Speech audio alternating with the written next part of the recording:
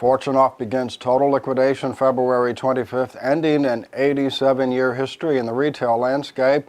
The going out of business sale came quickly since the retailer only filed Chapter 11 20 days ago. They will sell everything from jewelry and home furnishings right down to the store fixtures and displays. This news, of course, further erodes confidence in the trade.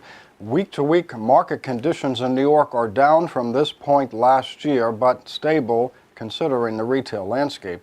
India is experiencing tougher trading conditions as the dollar breaks that 50 rupee mark. The liquidity crisis there is keeping rough trade near a standstill. Here in the U.S., still mixed results at the retail counter as independents report that consumers are buying diamond jewelry, but at lower price points. The larger retailers, though, they continue to show double-digit sales declines. Look at Zale. They reported their results today. Sales and same-store sales figures fell 18%. Gross margins lost 500 basis points. Zale reported a loss of almost $24 million or 74 cents a share. Given the tough retail market, Zale will let 115 leases expire and reduce headcount 245. This figure includes eliminating 75 open positions. De Beers results were mixed for 2008. If you look at the first 9 months, January through September, sales were up, but then the crash came and the fourth quarter was absolutely dismal. For the year, though, De Beers' rough sales were flat at almost $6 billion. Total company sales were up 1%, and the company did report a profit of $90 million.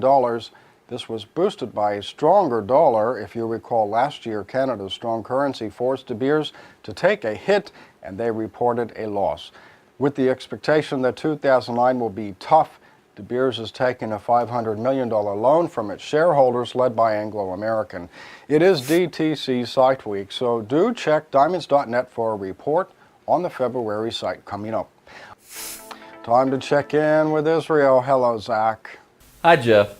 In the historical sense, it is very quiet here, but considering our current state of affairs, goods are moving. Deals are moving towards cash with some 30-day terms, with a discount up to 1.5% for early payoffs. Bread and butter goods are trading up to 2 carats in H through J colors and SI clarity at about 35 to 45% down from list. Lower colors in K, L, and M range have improved as well, but are selling up to 50% below list. Demand for larger goods is improving since the last price decrease. For these goods, price is not so much a factor for sellers as is the amount of money lost from the original investment. In other news, Partnership PDD is closing at the end of the month. The company is not in bankruptcy as all debts are paid off, we are told, but the owners have decided to quit while ahead and are moving on to other ventures. With that said, Jeff, back to you. Okay, thanks, Zach. So what's happening over at IGI? Well, almost a year ago, you know, they launched an eco-friendly grading report, and Jerry Aronwald says this idea was the responsible thing to do at this point in time. The concept is slowly catching on, he said, but based on lab submissions, Jerry is noticing some industry shifts at the moment. So what we've noticed in the past 6 months is where we've had, and I believe as a result of the recession that we're in, less submissions of loose diamonds by the trade, meaning diamond manufacturers and retailers, but we've seen a rise in the consumer part of our organization.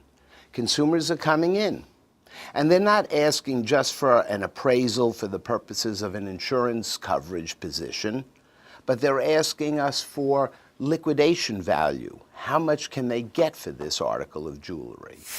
Jerry also noticed how submissions for synthetics and treatments are changing. In our offices in Europe, in Asia, and in New York, we have seen synthetic diamonds coming through the pipeline. Now, the synthetics, when they were first introduced, came in various shades of yellows on the most part. Vivid oranges, vivid orangey yellows, and yellowish orange stones were coming through. But we are now seeing colorless synthetic diamonds coming through. So, of course, every stone going through IGI must be tested for it being a mined natural gemstone or one that's been synthesized by man. As technology continues to grow and grow at a faster pace than it has the day before, we are seeing more and more gemstone treatments, the ability for man to synthesize gemstones, meaning all the more reason why gemstones need to go through a institution as ours in order to identify precisely what it is. Even though trading is down at the moment, Jerry said this is just cyclical, but over the long term, diamonds and precious metals remain good value items that consumers should own.